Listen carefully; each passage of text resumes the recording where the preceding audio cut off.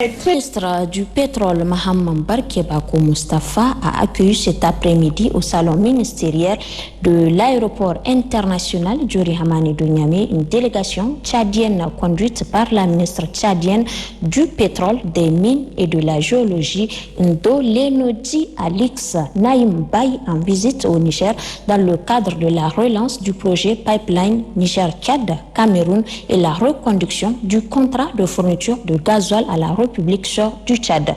Une première réunion s'est aussitôt tenue au siège de la SONIDEP entre les deux parties en présence des membres de la direction générale de la SORAS. Les travaux qui s'étendent sur 3 jours permettront de passer en revue l'ensemble des points inscrits à l'ordre du jour.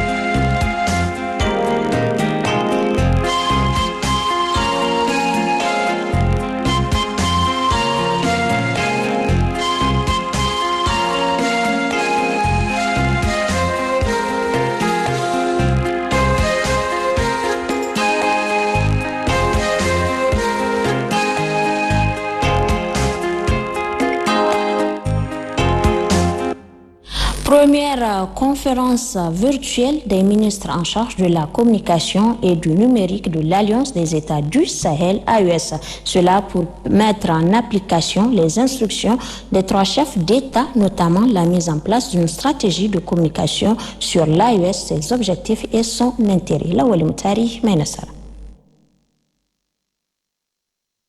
Le premier sommet des chefs d'État de l'Alliance des États du Sahel AES tenu le 6 juillet 2024 à Niamey sous la présidence du général de brigade Abdraman Tchani, président du Conseil national pour la sauvegarde de la patrie, chef de l'État, a été sanctionné par un communiqué final lu par le ministre en charge des Affaires étrangères Bakaria Ousangaré. Au titre de la communication de l'AES, les chefs d'État ont instruit les ministres de mettre en place une stratégie de communication officielle pour une information saine des populations à travers l'utilisation accrue des langues nationales sur les médias publics et privés, de la mise en place des plateformes numériques certifiées et alimentées par un narratif conforme aux aspirations des peuples. 3 jours après le sommet, les ministres en charge de la communication et du numérique posent les jalons à travers une visioconférence tenue le mardi 9 juillet 2024. Nous venons d'organiser notre première visioconférence.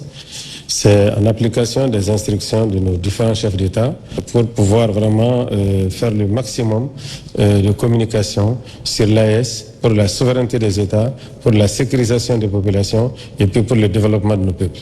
Donc nous avons donné des instructions à nos directeurs des organes de presse publique et privée afin qu'ils nous sortent dans les 48 heures des actions d'urgence en termes de communication et de numérique à faire à l'adresse de nos populations et de la communauté internationale.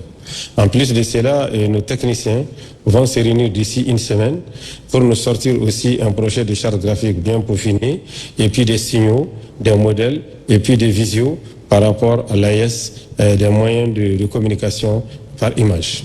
Nous suivons les instructions de nos plus hautes autorités. Je pense que l'AES va étonner bientôt les gens sur le plan de la communication.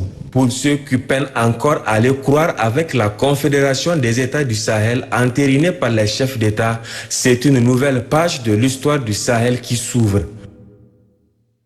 Le ministre de la Communication, des Postes et de l'Économie numérique, Sidi Mohamed Raliou,